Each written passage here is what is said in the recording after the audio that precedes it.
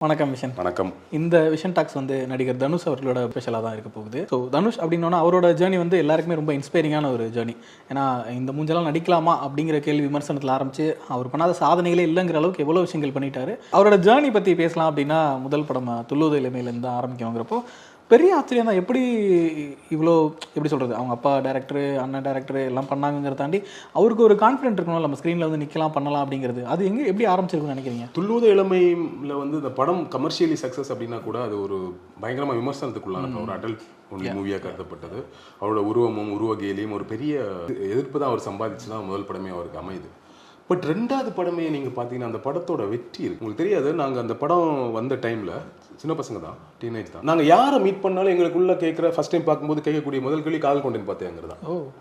யாரை மீட் பண்ணாலும் நாங்கள் வந்து கால் கொண்டேன் பார்த்தியா, அது மாதிரி வேற நிறைய கால் கொண்டேன் பார்த்தியாங்கிறது தான் எங்களுக்குள்ள கேள்வியாகவே இருந்தது. டாக் ஆஃப் தி டவுன்னு சொல்லுவாங்கல்ல, அந்த மாதிரி கால் கொண்டேன் படத்தை பற்றி கூட கிளாஸில் படிக்கிற பசங்க, ஊரில் இருக்க ஃப்ரெண்ட்ஸ் எல்லாருக்கிட்டையும் நாங்கள் அதுதான் பேசிகிட்டு இருந்தோம். அந்த பீரியட் தான் நாங்கள் வந்து தேட்டர்லாம் போய் வீட்டுக்கு தெரியாமல் தேட்டரில் போய் படம் பார்க்குற அதாவது ரெகுலராக பார்க்க ஆரம்பிச்ச பீரியட்.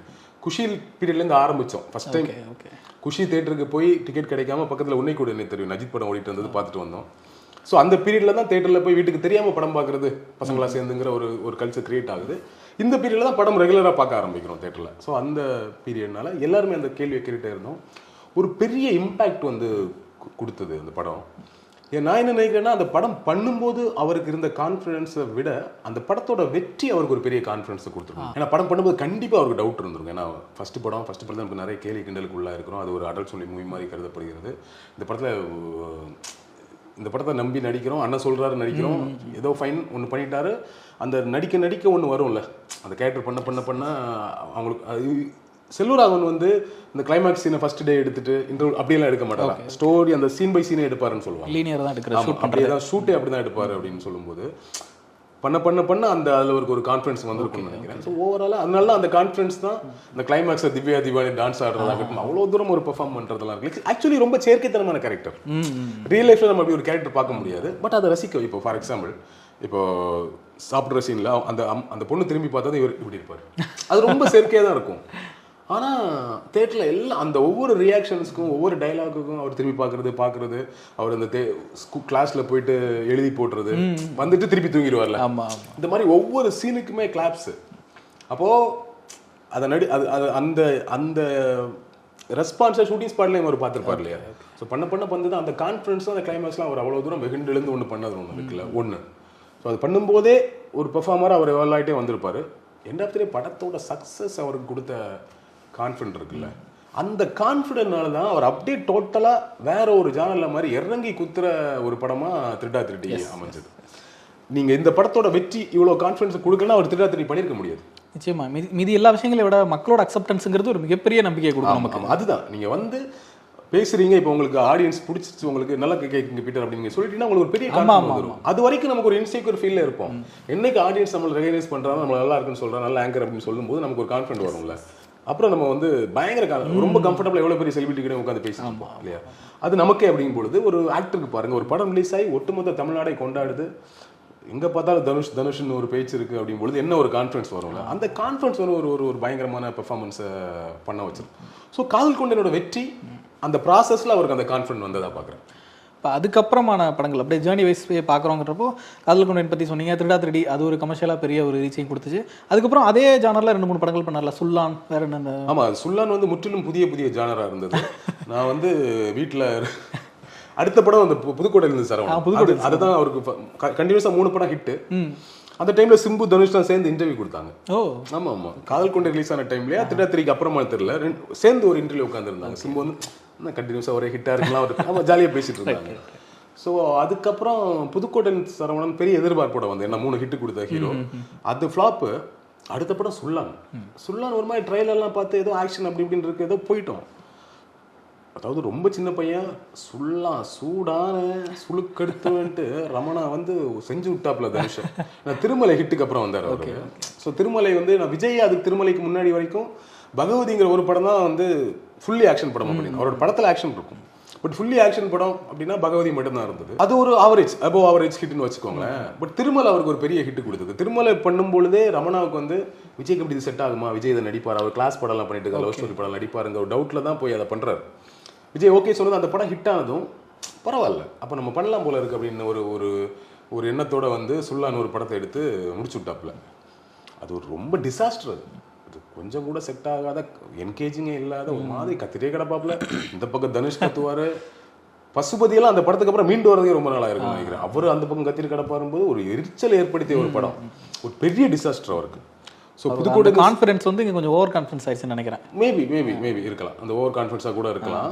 இன்னொன்று அது ஓவர் கான்ஃபிடன்ஸ் கூட நான் சொல்ல வரல, டைரக்டர் கொடுக்குற கான்ஃபிடன்ஸ், சார் பண்ணுங்க சார், இப்போ 4 படம் ஓடிடுச்சு 3 படம் ஓடிடுச்சு, கண்டிப்பாக ஒர்க் அவுட் ஆகும், பண்ணலாம் தைரியமா அப்படிங்கிற மாதிரி ஒன்று கொடுத்துருப்பாங்க.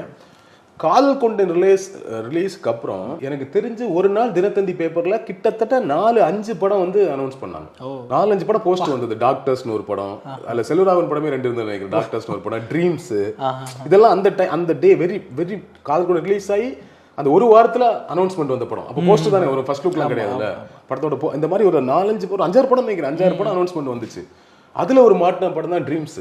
அப்புறம் அது ரொம்ப லேட்டா வந்து அந்த படம் ரிலீஸ் ஆகி அது வந்ததும் தெரியல போனதும் தெரியல.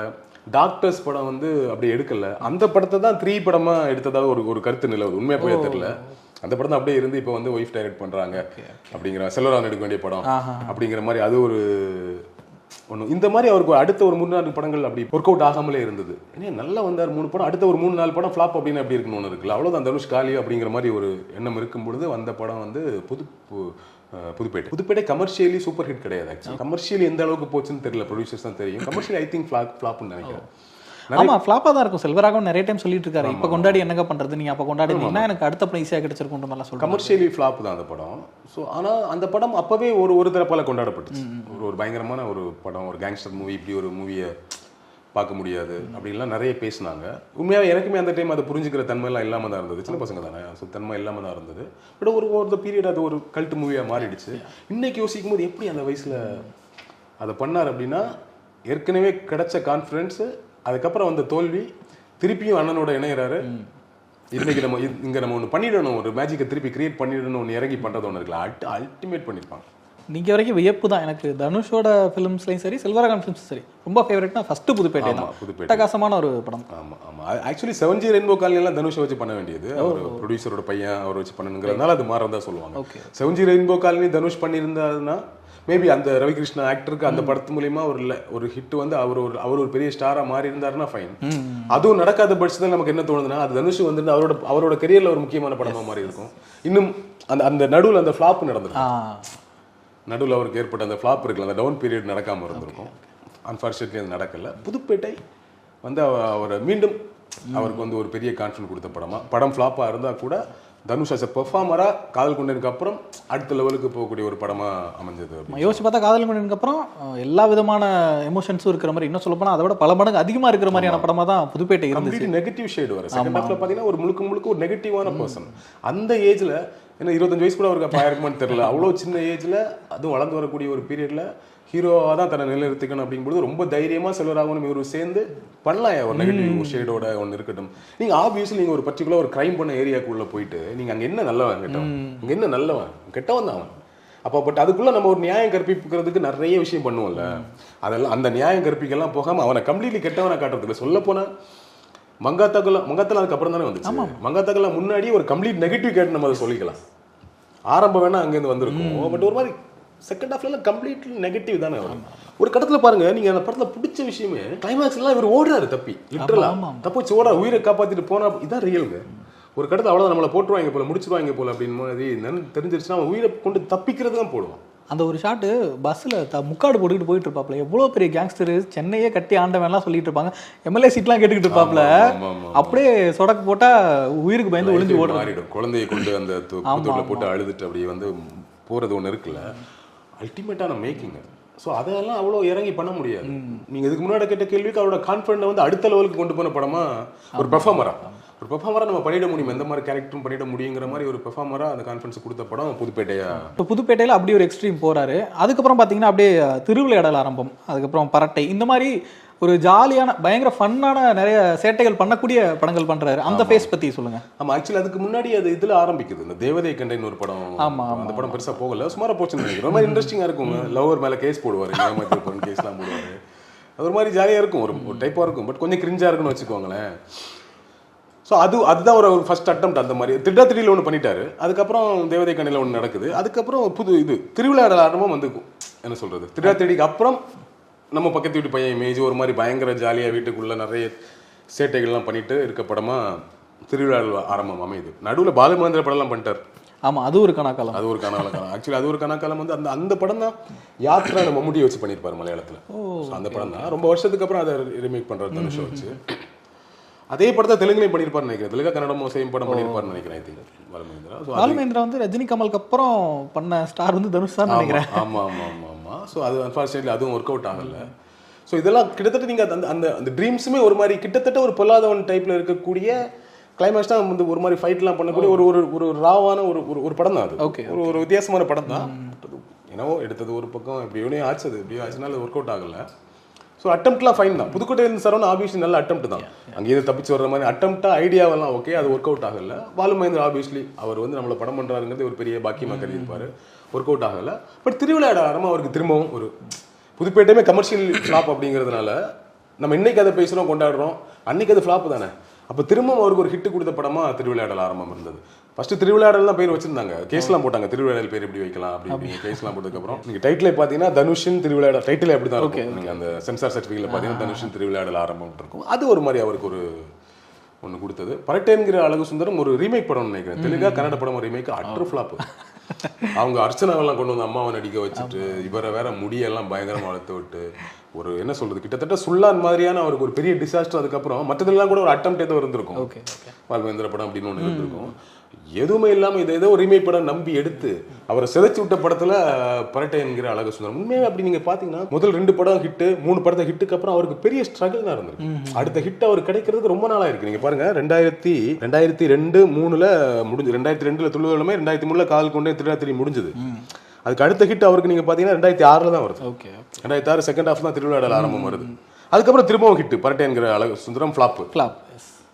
ஸோ அடுத்தது அவர் மீண்டு வந்ததற்கான முக்கியமான படமாக நம்ம பேசணும்னா பொல்லாதவன். வெற்றிமாறன்கிற ஒரு கிரியேட்டர் உருவாகிறாரு. நம்ம இந்த இடத்துல இப்போ படத்தை பேசுறதோட வெற்றிமாறன் தனுஷை பற்றி இங்கே பேச ஆரம்பிச்சுருக்கல. ஆமாம், நம்ம பாலுமகேந்திரா படம் பற்றி சொன்னோம். அங்கே தான் இவங்க நட்புமே ஆரம்பிச்சிருக்கு. அது ஒரு கணக்காலம் படத்தில் அப்போ தான் மீட் பண்ணி பேசியிருக்காங்கன்றப்போ தனுஷ்க்கு வந்து பயங்கர நம்பிக்கை இருந்திருக்கு வெற்றிமாறன் மேலே. ரெகுலராக ப்ரொடியூசர்ஸ் கிட்ட அனுப்பிட்டு அவர்கிட்ட போய் கதை சொல்லுங்க, இவர்கிட்ட போய் கதை எப்படியா அந்த படத்தை பண்ணிடணுன்ற ஒரு நம்பிக்கையில் ஏதோ ஒரு இடத்துல கொடுத்துருக்காரு. அவரோட வெற்றிமாறனோட கான்ஃபிடென்ஸாக கூட இருக்கலாம். அவர் இந்த செட்டில் நடந்த விஷயங்கள்லாம் சொல்லுவாங்கல்ல, அந்த மாதிரி என்னன்னா இந்த சீன் இது சொல்லியிருக்கேன்ல, நம்ம வெற்றிமாறன் ஸ்மோக் பண்ணிட்டு இருந்திருக்கோம். அப்போ தனுஷ் வந்து பாலுமகேந்திரா அந்த பக்கம் இருந்திருக்காரு, தனுஷ் இங்கே இருந்துட்டு வேணும்னு பாலுமகேந்திரா கேட்கறதுக்காக என்ன வெற்றி ஸ்மோக் பண்றீங்களா அப்படின்னாங்க. அப்படின்னு கத்தி கேட்டாரா, ஒரு கண்ணுக்குள்ள போல இருக்கு. திரும்பவும் கேட்டாரா, என்ன வெற்றி ஸ்மோக் பண்ணிட்டு இருக்கீங்க போல இருக்கு. திரும்பவும் கேட்டாரா. அவர் என்னடா இது நம்ம இங்கே இருந்தாங்க. 3வது கேட்டது சோ வாட் தனுஷ் அப்படின்னு. இப்போ என்ன நீ போட்டு கொடுத்த என்ன ஆகிட போதும், நீ போட்டு கொடுத்துட்டா மட்டும் வேணா நான் அதை மட்டும் உனக்கு என்ன பிரச்சனைங்கிற மாதிரி கேட்டுட்டு தனுஷ் தான் சொல்றாரு இது ஒரு இன்டர்வியூல. இப்படி இவருக்கு ஒரு மாதிரி ஆயிடுச்சா, ஏன்னா எல்லாரும் இருக்கிறாங்க ஒரு மாதிரி ஆயிடும்ல. இப்படி பிஹேவ் பண்ண ஒரு மனுஷன் அடுத்த வாரம் வந்து எனக்கு ஒரு கதை இருக்கு கேட்கலான்னு கேட்குறாரா, என்கிட்ட ஒரு கதை இருக்கு கேட்குறீங்களான்ட்டு. இப்படி ஒரு அப்ரோச் யாருக்கிட்டையுமே இருக்காது அப்படின்னு சொல்றாரு தனுஷ். அதை சொல்லிட்டு சொல்றாரு, வெற்றிமாறன் எப்படின்னா எனக்கு ஒரு விஷயத்த சொல்லணும், எனக்கு தோணுது, நான் நம்புறேன் இந்த விஷயத்த, நான் அதை உங்ககிட்ட சொல்லணும்னு நினைக்கிறேன். அதை சொன்னா நீங்க பெருசா காயப்படுவீங்க, எவ்வளோ பெருசா காயப்பட எனக்கு அதை பத்தி பிரச்சனை கிடையாது, நான் சொல்லிடுவேங்கிற மாதிரி மென்டாலிட்டி உள்ள ஆளுன்ட்டு தனுஷ் வந்து டிஸ்கிரைப் பண்றாரு வெற்றிமாறனோட கேரக்டர். அந்த கேரக்டர் மேபி இவருக்கு பிடிச்சி போயிருக்கு. எண்ட் ஆஃப் அந்த கதை எப்படி பார்த்தாலும் அந்த கதை ரொம்ப இன்ட்ரெஸ்டிங்கான கதை, ரொம்ப புதுசா. நீங்க என்ன சொல்றது, நார்த் சென்னைனாலே நமக்கு வேற மாதிரி படங்கள் தான் இங்க எடுக்கப்பட்டிருக்கு. படங்கள் அப்படிதான் நார்த் சென்னை காட்டப்பட்டிருக்கு. அப்படிங்கும் பொழுது அதுல ஒரு மாதிரி லைவ்லியா அந்த ஒரு கல்ச்சரை ரொம்ப உண்மைக்கு நெருக்கமா ஓரளவுக்கு அதை காமிச்சது. இன்னொன்று அது ஃபர்ஸ்ட் ஹாஃப்ல இருக்கக்கூடிய கமர்ஷியலான விஷயங்கள் எல்லாமே சேர்ந்து இவருக்கு ரொம்ப பிடிச்சிருக்கும் நினைக்கிறேன். ஸோ நிறைய ப்ரொடியூசர்ஸ் மாறி கடைசியாக எண்ட் ஆஃப் த டே அது ஒன்று நடக்குது. என்ன நல்ல சில இண்டஸ்ட்ரியில் நீங்கள் சினிமாவில் பார்த்தீங்கன்னா சில விஷயங்கள் அல்லது சில காம்பினேஷன்ஸ் வந்து அற்புதமான படைப்புகளை ரசிகர்களுக்கு தந்துடும். நமக்கு அந்த நீங்கள் ராஜா sir Bharathi Raja sir combination நீங்கள் யோசிப்பாங்க, ராஜா சார் பாரதி ராஜா சார் வைரமுத்து காம்பினேஷனில் நீங்கள் யோசிப்பாங்க இல்லை, ராஜா சார் மணிரத்னம் காம்பினேஷன் நீங்கள் யோசிச்சு பாருங்கள் ஒன்று இருக்குல்ல, கமல் பாலுமகேந்திரா காம்பினேஷன் நீங்கள் யோசிச்சு பாருங்க, கமல் பாரதி ராஜா காம்பினேஷன் யோசிச்சு பாருங்களா, பாலச்சந்தர் கமல் காம்பி, இந்த மாதிரிலாம் சில காம்போஸ் வந்து நீங்கள் கமர்ஷியலை யோசிச்சு பார்த்தாலே இப்போ சுரேஷ் கிருஷ்ணா வந்து அண்ணாமலை வீரா பாட்ஷா. ஸோ இதெல்லாம் என்ன ஒரு அற்புதமான காம்போல, என்ன அற்புதமான படம் ஒன்று இருக்குல்ல, கேஎஸ் ரவிக்குமார் கமல் காம்போ. இந்த மாதிரி நல்ல காம்போஸ் வந்து என்ன ஆகுன்னா ஒரு அற்புதமான படைப்புகளை தந்து எண்ட் ஆஃப் தி பலனடைய போகிறது ஆடியன்ஸ் தான். ஸோ அந்த மாதிரி ஒரு கமர்ஷியலாக மட்டும் இல்லாமல் அதில் ஒரு கிளாஸாக அதில் ஒரு மாதம் சேர்ந்து ஒரு மாதிரி கிராஃப்டாகவும் ஒரு அற்புதமான டைரக்டர் உருவாகிறதுக்கு தனுஷ் காரணமாக இருந்திருக்காரு. அந்த நன்றி கடனோ இல்லையோ அந்த அண்டர்ஸ்டாண்டிங்கோ தெரியல, தொடர்ந்து அவங்க கிட்டேருந்து நல்ல படங்கள் வந்துட்டே இருக்குல்ல. அவங்க இவர் டைரக்ட் பண்ணி அவர் நடிக்கிறத தாண்டி 2 பேரும் சேர்ந்து காக்க முட்டைன்னு ஒரு படம் ப்ரொடியூஸ் பண்ணுறாங்க. இவர் ப்ரொடியூஸ் பண்ண அவர் விசாரணைன்னு ஒரு படம் எடுக்கிறாருங்க. பட் நீங்கள் ஓவராலாகவே பாருங்க இண்டஸ்ட்ரியில் எவ்வளோ நல்ல விஷயம் நடந்திருக்கு ஒன்று இருக்குல்ல. ஸோ அதுக்கெல்லாம் பிள்ளையார் சொல்லி போட்ட படம் பொல்லாதவன். ஸோ அப்போ அங்கிருந்து ஆரம்பித்தா நம்ம வந்து பொல்லாதவன் வந்து சொல்லப்போனால் அவரோட கெரியர் மாறுதில்ல. ஸோ அவரோட கெரியர், அவரோட ஸ்டைல், பெர்ஃபார்மன்ஸ் பொல்லாதவன் ஒரு மாதிரி இன்ட்ரெஸ்டிங்கான. தனுஷுமே எனக்கு தெரிஞ்சு ஒரு இந்த இவ்வளோ தோல்விகள், பரட்டைன்கள், அழகு சுந்தரம், இந்த தோல்விகளுக்கெல்லாம் அப்புறம் திருவிழாவில் ஆரம்பத்துலலாம் கூட அந்த ஒரு மாதிரி முடியெல்லாம் வளர்த்து ஒரு டைப்பாக இருப்பாப்ல. தனுஷ் ஒரு மாதிரி ஹேண்ட்ஸமா ஸ்மார்ட்டா இருப்பாரு. ஹேண்ட்ஸமா ஸ்மார்ட்டா இருக்கிற ஒரு லுக் வந்து விஜய் சொல்லும் போது காதலுக்கு மரியாதை அந்த ஒரு ஸ்மார்ட்டா மாறான்னு அடிக்கடி சொல்லுவாங்க. அந்த மாதிரி தனுஷ் ஒரு மாதிரி ஹேண்ட்ஸமா மாறின படம் லுக்கா. ஆமா, லுக்காவே வந்து உங்களுக்கு பொல்லாதவன் இருந்தது. அவர் பைக்லாம் வரும்போது உண்மையிலே பைக்குக்காக ரொம்ப ஆசைப்பட்டு அந்த பைக்கை வாங்கிட்டா ஒருத்தன் எவ்வளவு சந்தோஷமா ஜாலியா இன்னசென்ட்டா வருவானோ அப்படிதான் இருக்கும். அந்த மாதிரி ஸ்வீட்டா பண்ணிருக்காரு. அந்த மாதிரி உங்களுக்கு வந்து ஒரு நிறைய விஷயங்கள் தனுஷோட வாழ்க்கையில நடந்ததுக்கு ரொம்ப முக்கியமான காரணம் ஃபர்ஸ்ட் டைம் சட்டை கழட்டிப்பாரு. 6 பேக் அந்த ஃபைட்டு இல்ல அவர் டேனியல் பாலாஜி கேரக்டர், கிஷோர். நீங்க அந்த படமாவே நமக்கு வந்து அந்த படம் மூலமா நம்ம இவங்களுக்கெல்லாம் இது அறிமுகம் இல்லைங்கிறது இல்லை பிரச்சனை. அந்த படம் மூலமா நமக்கு இப்போ சேத்தன் எவ்வளோ ஆர்டிஸ்ட் வந்து நமக்கு வந்து எல்லாம் நல்ல நல்ல ஆர்டிஸ்டாக நமக்கு நம்ம கண்டுபிடிச்சோம்ல. ஸோ அது அப்படி நிறைய நல்ல விஷயம் நடந்த படம் பொல்லாதவன். இப்போ பொல்லாதவன் பற்றி பேசும்போது தனுஷ் வெற்றிமாறன் காம்பினேஷன் பற்றியும் பேசிடலாம். மொத்தமாக 4 படம் நினைக்கிறேன். பொல்லாதவனுக்கு அப்புறம் ஆடுகளம், வடசென்னை, அசுரன், இந்த படங்கள் பற்றி பேசலாம். ஆடுகளம் சொல்லவே தேவையில்ல, ஏகப்பட்ட நேஷனல் அவார்ட்ஸ். எனக்கு தெரிஞ்சு ஃபஸ்ட் டைமாக கமர்ஷியலாக பயங்கரமாக போன ஒரு படம் அவார்ட்லையுமே பெர்ஃபார்ம் பண்ணோம் அப்படிங்கிறது அந்த 2 விஷயங்களையும் பிளெண்ட் பண்ண முதல் படம்னு நினைக்கிறேன். முன்னாடி பண்ணியிருக்கு, நிறைய படங்கள் இருக்கு. பட் ஒரு மாதிரி பட் இது கமர்ஷியலாக சூப்பர் டூப்பர் சக்ஸஸ் நம்ம ஆடுகளத்தை சொல்ல வேண்டியது ஒரு ஆவரேஜ் ஆவரேஜ் ஹிட் தான். நீங்கள் கமர்ஷியலி இப்போ வடச்சென்னை கமர்ஷியலி பெரிய ஹிட் இல்லை, அசுரன் வந்து கமர்ஷியலி சூப்பர் டூப்பர் ரொம்ப பெரிய ஹிட். ஆமாம், அந்த மாதிரிலாம் கிடையாது. அந்த அளவுக்கு ஆடுகளம் வந்து ஹிட் கிடையாது. ஓகே, ஒரு ஹிட் மூவி அவ்வளோதான். அந்த அளவுக்கு தான் கமர்ஷியலி.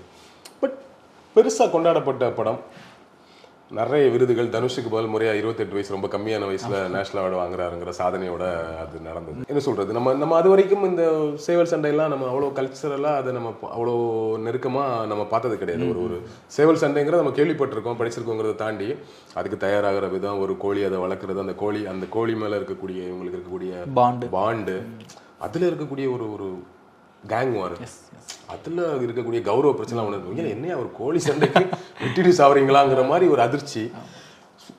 அதுதான் ஒரு கிரியேட்டராக அவரோட ரிசர்ச். இப்போ தனுஷ் அதை சொல்கிறாரு ஏதோ ஒரு ஃபங்க்ஷனில். நம்ம கார்த்தி இருக்கார்ல, கார்த்தி தனுஷ் கூட இருக்கும்போது இப்போ ஆடுகளம் படம் பண்ணணும், பருத்திரன் ஒரு படம் வந்து பயங்கரமாக பண்ணிட்டாரு. அந்த டைம் பிஸியில் பார்க்க முடியல. இந்த ஆடுகளம் பண்ணுறதுக்கு முன்னாடி அதை பார்க்குறேன். ஏன்னா அதுவுமே மதுரை பேஸ் படம்னு சொன்னதுனால பார்க்குறேன். அதில் பேசிட்டாரு, அப்படி ஒரு பாஷையை பேசிட்டாரு, ஒன்று பண்ணிட்டாரு. இதை தாண்டி நான் என்னத்தை பேச முடியும் புதுசாக? கிட்டத்தட்ட பேசினா அதே மாதிரி இருக்குமே. கார்த்தி பேசிட்டாரு, இப்போ நானும் வந்து மதுரை பாஷை பேசினா அதே மாதிரி இருக்குமே. இதை எப்படி நம்ம புதுசாக பண்ணுறதுங்கிற மாதிரி பயந்துட்டாராம். பட் எனிவேஸ் உன்னை பார்த்து அதுக்கு ஒரு கிரியேட்டராக ஒரு வேலை செஞ்சு ஒரு இடத்துல போய் தங்கி இருந்து உட்காந்து ரெடியாகி ஒரு பயங்கரமான ஒரு உழைப்பை போட்டாங்களா. அந்த உழைப்புக்கான பலனை படத்தோட சக்ஸஸ்லையும் விருதுகள்லையும் அனுபவிச்சாங்க. ஒரு முக்கியமான படம்.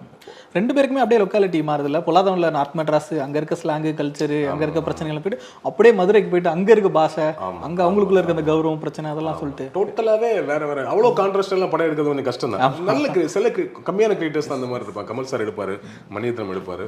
ரொம்ப கம்மியான கிரியேட்டர்ஸ் தான் அந்த மாதிரி எடுப்பாங்க. பாரதி ராஜா கூட எடுத்துருக்காரு வச்சுக்கோங்களேன். டோட்டலாக வேற நிலமாவே. அதாவது நீங்கள் ஒரு கதையை ரெடி பண்ணிட்டு இந்த கதையை கன்னியாகுமரியிலையும் பண்ணலாம், சென்னையிலையும் பண்ணலாம்.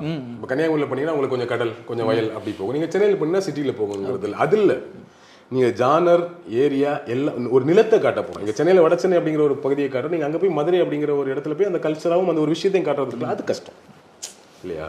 ஸோ அந்த மாதிரி பெரிய ஒர்க் பண்ண படம், அது ஒரு பெரிய hit.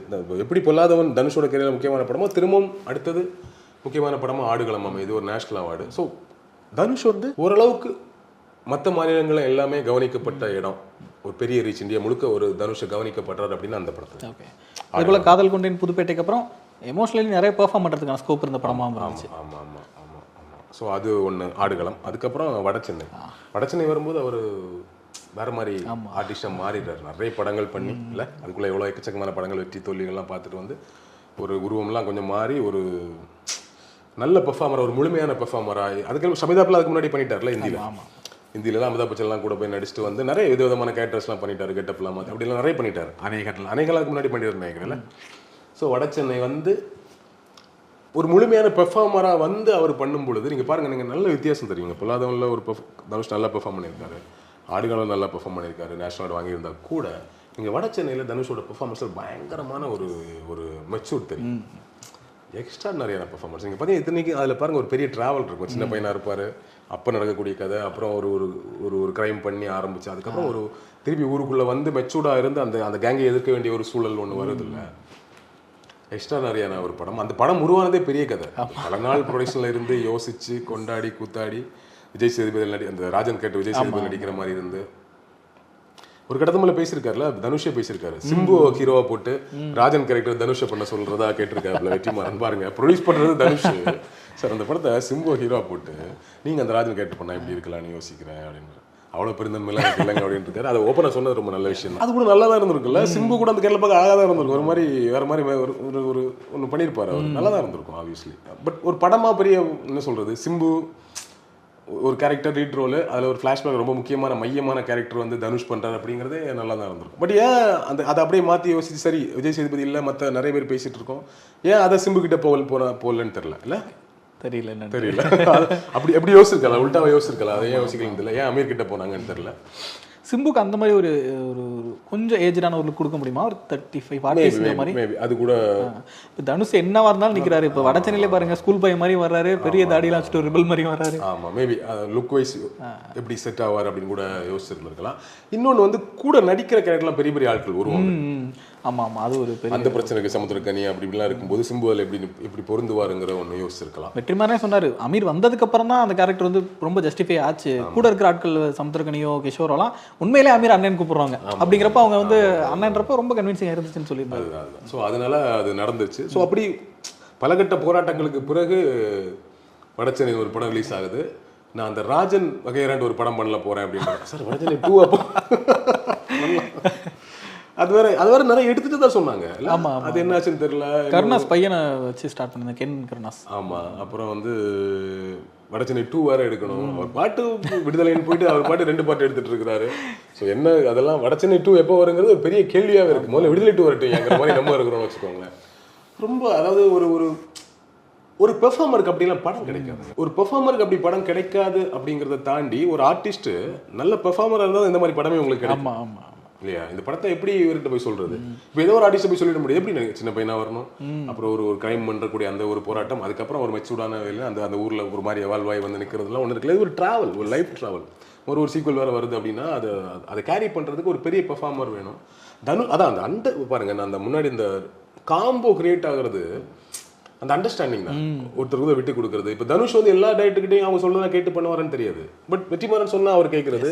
At the same time Vetrimaaran கிட்ட இன்னொரு ஆர்டிஸ்ட் சொன்னா இவர் கரெக்ட் பண்ணுவாருன்னு தெரியாது. பட் தனுஷ் சொன்னா இவர் அந்த கிவ் அண்ட் டேக் பாலிசி இருக்கு. அது ஒரு கட்டத்தில் உருவாகும்ல. அது ஒரு அருமையான பாண்டிங் உருவாயிடுச்சு 2 பேருக்குள்ளங்கிறதுனால வடச்சென்னை எக்ஸ்ட்ரானரியான பெர்ஃபார்மன்ஸ் வடச்சென்னை. அடுத்து அசுரன் இல்லையா? எனக்கு தெரிஞ்சு ரொம்ப சீக்கிரமாக வந்த வெற்றிமாறன் படம். ஒரு படத்துக்குமே பெரிய கேப் இருக்கும், 4-5 வருஷம் வந்து. அண்ட் தனுஷ் வெற்றிமாறன் கூட்டணி அமையறமே ரொம்ப டைம் எடுக்கிறது. கிட்டத்தட்ட அடுத்த வருஷமே இருந்துச்சுன்னு நினைக்கிறேன். அசுரன் ரொம்ப ஃபாஸ்ட்டான முடிட்ட யோசிச்சு வேகமாக படத்தை முடிச்சுட்டு உடனே ரிலீஸ் பண்ணி அது 100 crores மேலே கலெக்ஷன், பெரிய கலெக்ஷன் கொடுத்த படம்.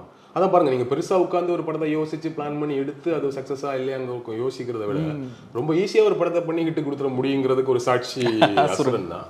பட் என்னன்னா அசுரனில் ஆக்சுவலி பிளான் வந்து பையன் கேரக்டர் இருக்குல்ல, 2 படம் பையன் கேரக்டர் தான் தனுஷ் பண்ற மாதிரி. இந்த கேரக்டர் வயசான ஒரு ஆள் தான் பிளான் பண்ணிருக்காங்க. அப்பா கேரக்டரை வயசான ஒரு ஆளை வச்சு பண்ணிடலாம். ஏன்னா அந்த நாவல் வேற ஒரு ஃபீல் தானே இருந்தது. ஸோ ஸ்டோரியுமே அப்போ சின்னதாக இருந்திருக்கும். தனுஷை வச்சு அதை ஒரு லீட் கேரக்டராக மாற்றிட்டு அப்பா கேரக்டரை இன்னொரு வயசான கேரக்டர் ஒரு சீனியர் ஆக்டர் போட்டு ஒன்று மாதிரி பிளான் பண்ணியிருப்பாங்கன்னு நினைக்கிறேன். அப்படி தான் பிளான் பண்ண படம். அதுக்கப்புறம் சரி 2 டபுள் ஆக்டாக போட்டுடலாம், அப்பா பையன் நல்லா இருக்கும் அப்படிங்கிற மாதிரி அதை ஆப்வியஸ்லி பண்ணிடுவார்னு வச்சுக்கோங்களேன். நீங்க அதை பார்த்தீங்கன்னா தெரியும், அந்த பையன் பண்றது கிட்டத்தட்ட தனுஷ் மாதிரி நமக்கு தோணும். அவர் சிங்கர் தானே. ஆமாம் டிஜேன்னு சொல்லிட்டு. ஸோ அவரோட பெர்ஃபார்மன்ஸ் பார்க்கும்போது கிட்டத்தட்ட தனுஷ் மாதிரி நமக்கு இருந்தது இல்லை. ஸோ அப்படி பல டிஸ்கஷன், ஒரு ஷார்ட் பீரியட்ல எவ்வளோ டிஸ்கஷன் நடந்து அந்த படம் ஒன்று அமையுது. ரொம்ப என்கேஜிங்கான படம். ஒரு கதையை எடுத்துட்டு அந்த நாவல் பூமணி அவர்கள் எழுதிய வெக்கை, அந்த நாவல் பேசுறது இப்படி ஒரு இஷ்யூ நடந்து இதுலேருந்து தப்பிச்சு போய் வர்றதுதான் பட் அதுக்கு ஒரு ஃப்ளாஷ்பேக் ஒன்று வச்சு அங்கே ஆல்ரெடி இங்கே நாட்டில் நடந்த பல விஷயங்களை கொஞ்சம் கனெக்ட் பண்ணி ஒரு சாதிய பிரச்சனையை ரொம்ப மையமாக அதை வச்சு அதுக்கப்புறம் அதை இங்கே கொண்டு வந்து அது ஒரு பெரிய படமாக மாற்றி நேஷனல் அவார்டுலேயே அதில் தனுஷுக்கு எக்ஸ்ட்ரானரியான பெர்ஃபார்மன்ஸ். நீங்கள் அந்த படம் பார்க்கும் பொழுது முதல் 10 நிமிஷம் மட்டும்தான் நமக்கு வந்து தனுஷ் நமக்கு தெரியும் இல்லையா, தனுஷ் இவ்வளோ வயசான கேரக்டர்னு ஒத்து பார்க்க வேண்டியதாக இருந்துச்சுன்னா இவ்வளோ பொருந்துதா இல்லையா அப்படிங்கிற ஒரு எண்ணம் வந்து ஒரு ஆடியன்ஸாக எனக்கு ஒரு 10 நிமிஷம் நான் அப்படி பார்த்துட்டே இருந்தேன். அவ்வளோதான். ஒரு 10 நிமிஷத்துக்கு அப்புறம் நம்ம தனுஷே மறந்துட்டோம். சிவசாமி முழுக்க முழுக்க சிவசாமி ஒரு வயசான ஆளாவே மாறிட்டார்ல. எக்ஸ்ட்ரானரிங்க. அதெல்லாம் அதாவது ஆடுகளத்தை விட ரொம்ப தகுதியான படம். நேஷனல் அவார்டுக்கு வந்து ஒரு நல்ல படம். ஒரு கமர்ஷியலாகவும் இப்போ நீங்கள் வட சென்னையில் இருக்கிற அளவுக்கு கிராஃப்டாக அவ்வளோ ஸ்ட்ராங்கான படமான அசுரன் இல்லை இல்லையா. வட சென்னை அளவுக்கு ரொம்ப கிராஃப்டாக ஸ்ட்ராங்கான படம், ஒரு பயங்கரமான ஸ்க்ரீன் பிளே அப்படிலாம் ஒன்றும் கிடையாது. ஒரு சரசரன்னு போகிற ஒரு இன்ட்ரெஸ்டிங்கான ஒரு கமர்ஷியல் ஏரியாக்குள்ளே வரக்கூடிய ஒரு படம். அதுக்குள்ளே இவ்வளோ சீரியஸான எலிமெண்ட்டை வச்சு கிளைமேக்ஸில் படிப்பை பற்றி பேசின்னு ஒன்று இருக்குல்ல, அதை ஒரு சூப்பராக ரொம்ப மினிமம் டைமில் ஒரு நல்ல ஒரு டெலிவரின்னு சொல்லுவாங்க. ஒரு நல்ல டெலிவரபிள். அதுக்குள்ளே பெர்ஃபார்மன்ஸில் எவ்வளோ கொடுக்க முடியும்னு சொல்லிட்டு அந்த பையன் இறந்ததுக்கப்புறம் குடிச்சிட்டு கொஞ்ச நாள் அழுதுகிட்டு புலம்பிக்கிட்டே இருப்பார்ல, அந்த உண்மையிலே ஒரு வயசான ஒரு புலம்பிட்டு அழுதுகிட்டு இருக்க மாதிரி தான் இருக்கும் அவர் தனுஷ் பண்ணுறது பார்க்குறப்போ. அதுக்கப்புறம் எல்லாரும் காலில் விழுந்து மன்னிப்பு கேட்குறது, எப்படியா குடும்பத்தை காப்பாற்றிடணுன்ற ஒரு பெரிய பொறுப்பை எடுத்துக்கிட்டு ஒரு பதட்டத்திலே இருந்துகிட்டு இருக்க ஒரு மனுஷனோட ஃபேஷியல் எக்ஸ்பிரஷன்ஸ் இருக்கும்ல, அப்படி பண்ணியிருப்பாங்க. எக்ஸ்ட்ரா நிறைய பெர்ஃபார்மன்ஸ். அதனால தான் அதுக்கு ஒரு நேஷனல் அவார்டு அப்படிங்கிறது. ஸோ காம்போ, தவிர்க்க முடியாத காம்போ. இனிமேல் வந்து வடச்சென்னை 2 இருக்குது, இன்னும் நிறைய படங்கள் இருக்கும், அடுத்தடுத்து இன்னும் நிறைய காலங்கள் இருக்குது அவங்களுக்கு. ஸோ இன்னொரு குறைஞ்சபட்சம் ஒரு 5 படமாச்சும் எடுத்துருவாங்க அப்படின்னு நினைக்கிறேன். இல்லை மினிமமாக சொல்கிறேன், மினிமமாக ஒரு 5 படமாச்சும் அவங்க 2 பேரோட காம்போவில் வரணும் அப்படிங்கிறது தான் நம்ம ஆசை. இப்போ பொல்லாதவனுக்கு அப்புறம் அவரோட கரியரில் ரொம்ப முக்கியமான படம் அப்படின்னு சொல்லி பார்த்தா நீங்கள் எந்த படம் சொல்லுவீங்க? யாரடி நீ மோகினி ஒரு முக்கியமான படம். அது யாரடி நீ மோகினிக்கு முன்னாடியுமே 1-2 படங்கள் சரியாக போகாமல் 1-2 படங்கள் இருந்துச்சுன்னு நினைக்கிறேன். ஸோ யாடி நீ மோகினி அவருக்கு ஒரு பெரிய கம்பேக்காக இருந்தது. அப்புறம் உத்தமபுத்திரன், சீடன் ஒரு படம், சீடன் வந்து ஒரு ரோல் தான், ஒரு கடவுள் மாதிரி வந்து ஒரு கேரக்டர் ஒன்று பண்ணியிருப்பாரு.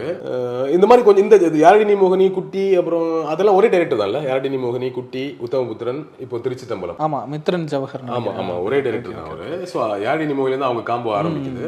யாடி நீ மோகினி வந்து செல்வராகவன் தெலுங்குல எடுத்த படம். வெங்கடேஷும் த்ரிஷாவும் நடிச்சிருப்பாங்க.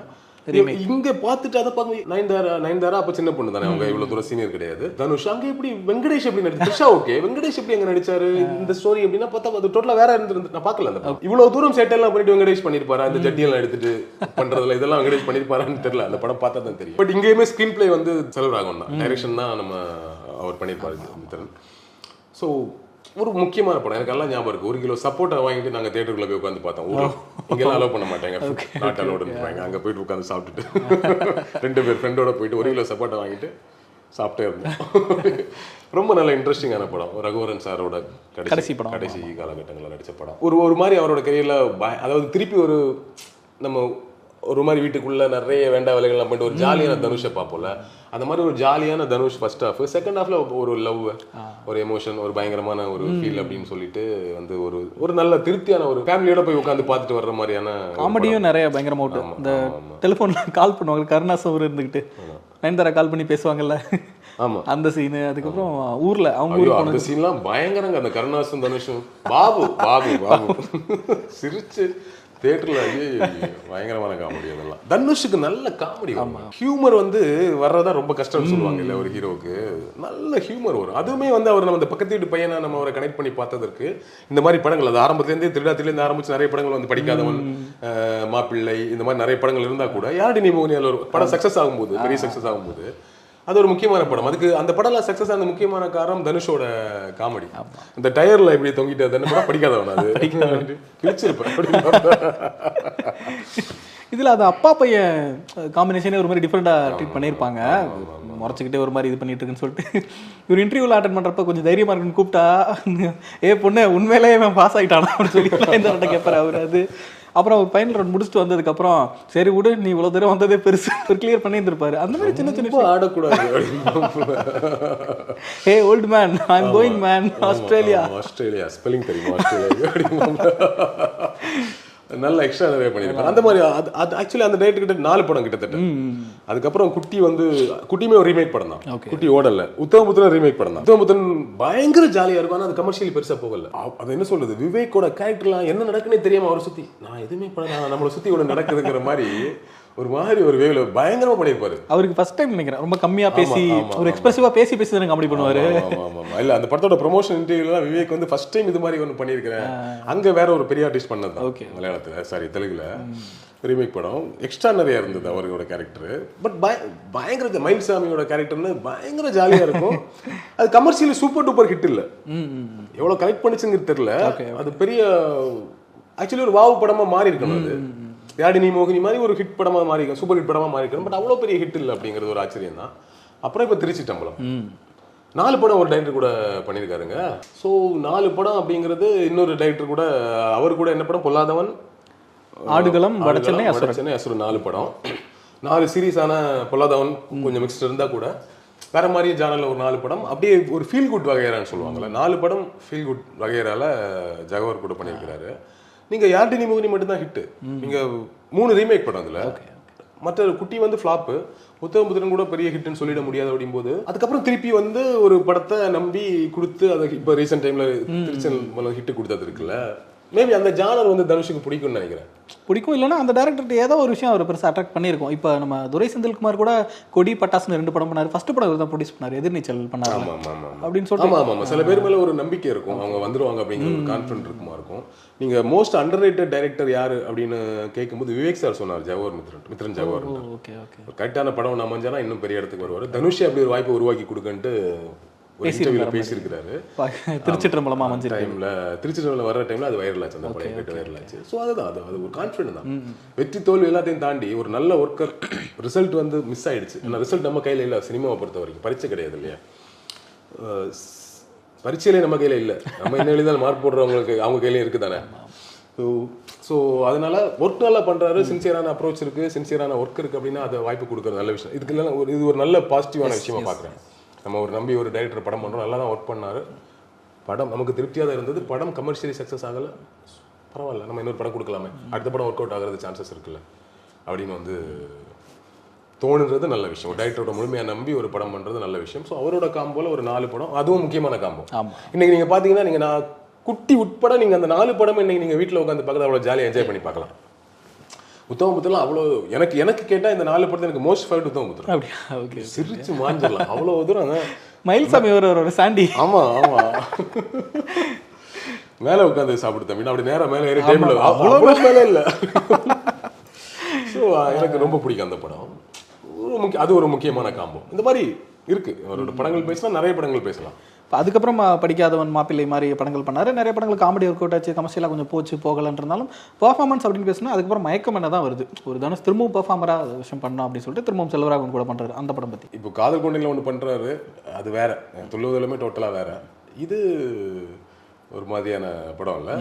இதெல்லாம் ரொம்ப கஷ்டமான கேரக்டர். இந்த கேரக்டர் பண்ணுறதுக்கே ஒரு கிட்டத்தட்ட ஒரு மனம் பிறழ்ந்து போய் ஒரு லைஃப்பில் ஒரு ட்ராவலுக்காகவே அவ்வளோ கஷ்டப்பட்டு வந்து அது அமையாமல் வெக்ஸாகி ஒன்று நடந்து அதுக்கப்புறம் ஒரு மனநல பிரச்சனைகள் ஏற்பட்டு அதுலேருந்து மீண்டு வந்து ஒரு மனுஷன் ஜெயிக்கிறதுன்னு ஒன்று இருக்குல்ல.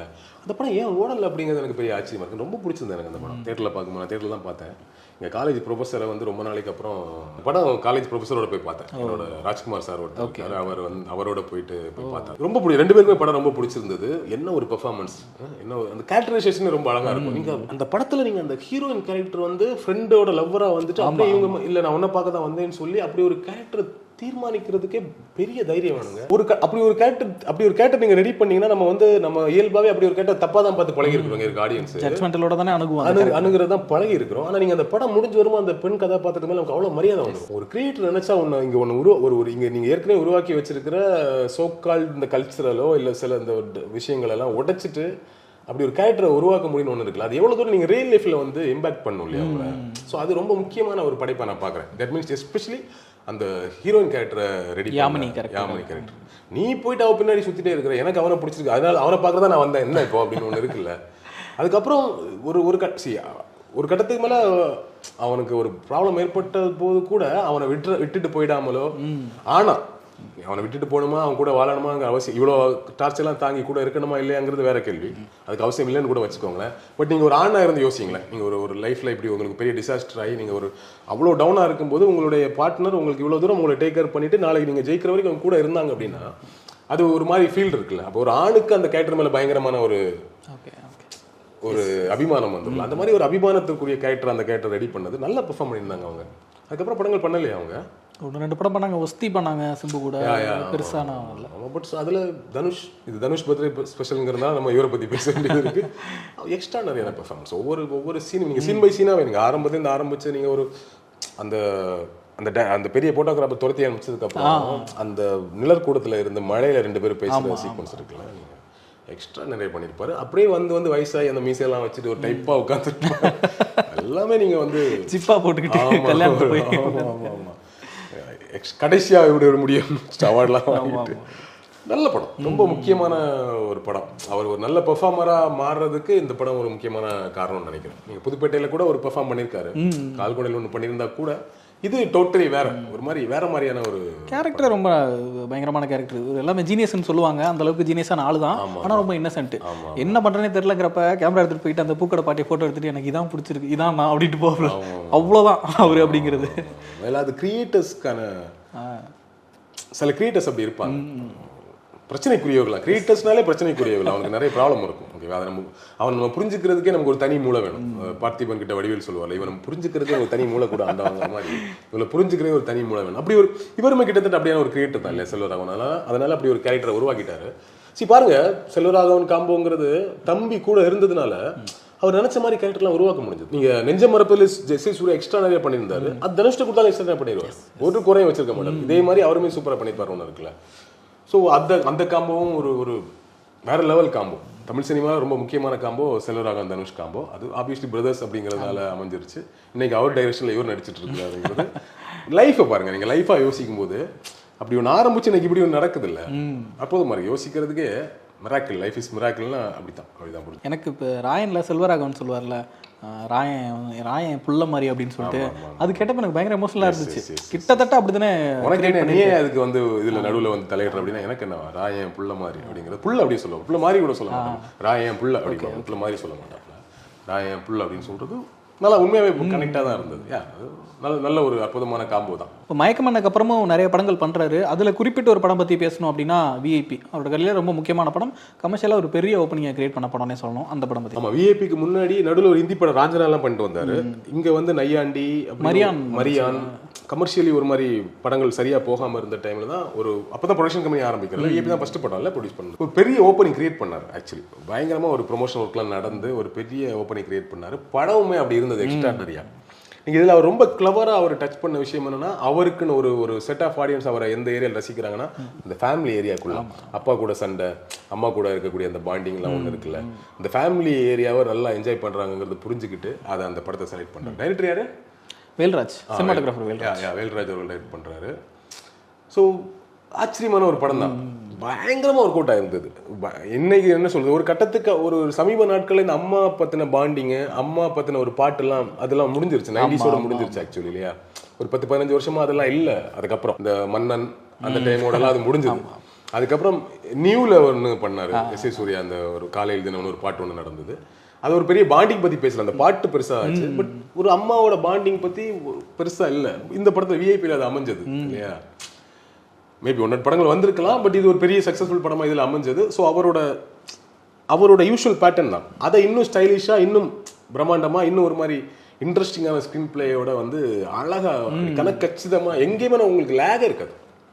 ஐயோ இந்த சீன் லேகாக இருக்குது அப்படின்னு லேகே இருக்காது. இந்த சீன் தவிர்த்து இருக்கலாம்னு எதுவுமே அந்த படத்தை நீங்கள் சொல்ல முடியாது. 100% நீங்கள் அப்படி லட்டு மாதிரி வந்து கொடுக்கலாம் கமர்ஷியலாக. ஆனாலும் அவ்வளோ குவாலிட்டியான படம்.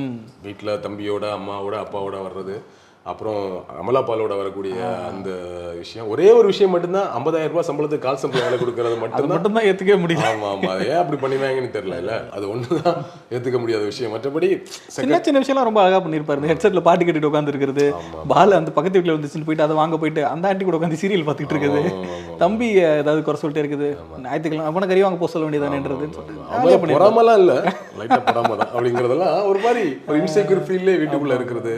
அப்பா கிட்ட திட்டு வாங்கிட்டு அடி வாங்கிட்டு பயந்து இருக்கிறது, ஒரு கட்டத்துக்கு மேலே வேற வழி எல்லாம் அப்பா கிட்ட. சாங்ஸ் எல்லாம் எக்ஸ்ட்ரா நிறைய சாங். அது அனிருத்தோட அந்த பிஜிஎம் அடிக்கிறதுனா ஒரு மாதிரி பெரிய ப்ளஸ். படத்துல பாட்டு தான் ஒரு பெரிய ஓப்பனிங் படத்தை கிரியேட் பண்ணுச்சுன்னு சொல்லலாம். பயங்கரமான ஒரு 25வது படம் ஆக்சுவலி அது. ஆமா, 25வது படம் ஒரு கமர்ஷியலி பெரிய ஹிட் படம். காலேஜ் படிச்சப்போ வந்துச்சு, டெய்லி அந்த சாங்ஸ் தான் ஸ்பீக்கரை போட்டு ஹாஸ்டலே தெருக்கி விட்டுக்கிட்டு இருப்போம். ரொம்ப பயங்கரமா என்ஜாய் பண்ணிட்டு இருந்தோம் சாங்ஸ். ஆமா, ஒரு ஒரு ஒரு முக்கியமான படம் அவரோட கெரியர்ல. அதுக்கு முன்னாடி படங்கள் சரியா போகல தமிழ்ல அப்படிங்கும்போது அந்த படம் ஒரு மாதிரி அவரை ஸ்டாரா கொண்டு நிப்பாட்டின படம். தனுஷ் ஒரு பெரிய ஸ்டார் தான் அப்படி நிப்பாட்டுறதுக்கு சில படங்கள் எல்லா ஸ்டார்ஸுக்குமே அந்த படங்கள் அப்பப்போ வரும். அந்த மாதிரி ஒரு முக்கியமான படம் விஐபி. தவிர்க்க முடியாது. ஒரு இன்னைக்கு நம்ம ஜாலியாக உட்காந்து எத்தனை வாட்டி பார்த்தாலும் சலிக்காமல் உட்காந்து பார்க்குற மாதிரியான ஒரு படம். எக்ஸ்ட்ரானரியான பெர்ஃபார்மன்ஸ். அவ்வளோ ஜாலியாக, அவ்வளோ இதுவோ. அதே நேரம் அம்மா இறந்ததுக்கு அப்புறம் அந்த ஒரு எமோஷனல், ஒரு கட்டத்து மேலே ஒரு பிஸ்னஸ்லாம் ஆரம்பிச்சு அதில் ஜெயிக்கிறதுக்கான போராட்டங்கள்லாம் ஒன்றும் பண்ணதில்லை. நல்லா இருக்கும். அது ஒரு மாதிரி பயங்கர அன்னைக்கு தேதியில் இந்த இன்ஜினியரிங் முடிச்சுட்டு இருக்கிற பசங்க அவங்களுக்கு எல்லாருக்குமே ஒரு பெரிய மோட்டிவேஷனல் படமாக அமைஞ்சிருச்சு. இவ்வளோ தூரம் ஜாலியாக இருந்துட்டு அந்த படம் ஒரு மோட்டிவேஷனல் படமாகவும் மாறிடுச்சுல்ல. அதற்கு கரெக்டான உருவமாக இருந்தது இல்லை, அது ரொம்ப முக்கியம்னு நினைக்கிறேன். எக்ஸ்ட்ரானரி படம். அது இல்லாமல் பயங்கர யூஎஸ்பி, அந்த படத்தோட யூஎஸ்பி என்ன அப்படின்னா, எல்லாருமே ஏதோ ஒரு காலகட்டத்தில் அந்த ஜோனில் இருந்திருப்போம். வேலைக்கு போகாமல் வேலை கிடைக்குமான்னு தெரியாமன்றப்போ எல்லாருமே கனெக்ட் பண்ணிக்கூடிய படமாக இருந்ததும் முக்கியமாக. கேம்பஸ் இன்டர்வியூல போனவங்கள தவிர மற்ற எல்லாருக்குமே ஒரு காலம் ஒரு வருஷம் 2 வருஷம் ஒரு 1-2 வருஷம் நம்ம அப்படி அந்த ஒரு ஜோனில் இருந்திருப்போம். அதனால அது பயங்கர படம். அதாவது யூஸ்வலாக அவருக்கு இருக்க ஒரு ப்ளஸ் ஏரியா. இன்னொன்று ஆடியன்ஸோட கனெக்ட் ஆகிற விஷயம் என்னன்னு தெரிஞ்சுக்கிட்டு ஒரு படத்தை ரெடி பண்ணி அதை பண்ணது. அதான் ஒரு ஹிட் வேணும் அப்படிங்கும்போது அப்படி இறங்கி வேலை செய்யணும். அப்படி ஒரு படம். அதுக்கப்புறமும் நிறைய படங்கள் இருக்குது. பட் ரொம்ப நோட்டபிளாக இந்த படத்தை பற்றி பேசி ஆகணும் அப்படின்னா கர்ணன். ரீசெண்டாக ஒரு 4 வருஷத்துக்கு முன்னாடி இந்த படம் நினைக்கிறேன். பயங்கரமான படம். படமாகவே எனக்கு ரொம்ப பிடிச்சிருந்துச்சு. அதுலேயும் அவரோட பர்ஃபார்மன்ஸ் அட்டகாசம் பண்ணியிருந்தார். அந்த படம் பற்றி அது ஒரு அசுரனுக்கு அடுத்து வந்த படம் இல்லையா கர்ணன்? அசுரனுக்கு அடுத்து வந்த படம். அடுத்தடுத்து இந்த மாதிரி 2 பெரிய படம். அதுவும் 2 படமே ஒரு ஒரு வயலன்ஸா ஒரு சீரியஸான இஷ்யூவை பேசுற படமா அமைகிறது. 2 படமே சாதிய பிரச்சனைகள் பற்றிய பேசுறது தான். அப்படிங்கிறது ரொம்ப கஷ்டம். அடுத்தடுத்து இப்படி அமையாது. ஒரு படம் பண்ணிட்டு அடுத்த 2 படம் ஜாலியாக பண்ணிட்டு தான் வருவாங்க. ஃபார்ச்சுனேட்லி அது அடுத்தடுத்து அமைஞ்சது 2மே பெரிய ஹிட். அப்படிங்கிறது ஆச்சரியம் தான் இல்ல. நீங்க நமக்கே அதுக்கு ஒரு கனெக்ட் இருக்கு. ஆமா ஃபர்ஸ்ட் சேர்ந்து பண்ண வீடியோ.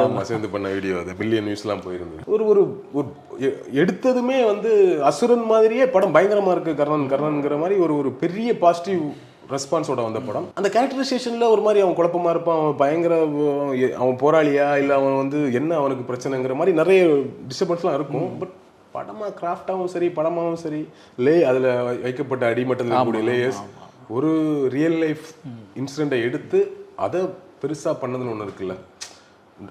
ஃபுல் கிரெடிட் நம்ம மாரி செல்வராஜ் தான் கொடுக்கணும். அவருக்கு ஒரு அற்புதம்.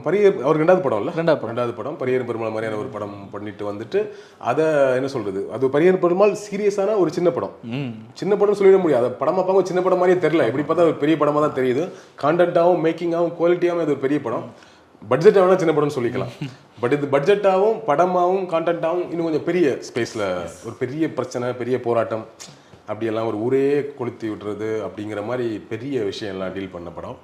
எக்ஸ்ட்ரானரியான ஒரு படம். கமர்ஷியல், அதாவது ஒரு சீரியஸான இஷ்யூ பேசி அந்த சீரியஸான இஷ்யூ பேசுகிற படம் கமர்ஷியலாக சக்ஸஸ் ஆகுறதுங்கிறது தான் ரொம்ப கஷ்டம் நம்ம ஊரில் இல்லை. ஸோ அந்த வகையில் கர்ணன் ரொம்ப முக்கியமான படம். தனுஷோட பெர்ஃபார்மன்ஸ் அவசரம். அது ஒரு மாதிரி யூஷுவல் சேட்டைகள்லாம் இருக்காது. பட் கொஞ்சம் இருக்கும்.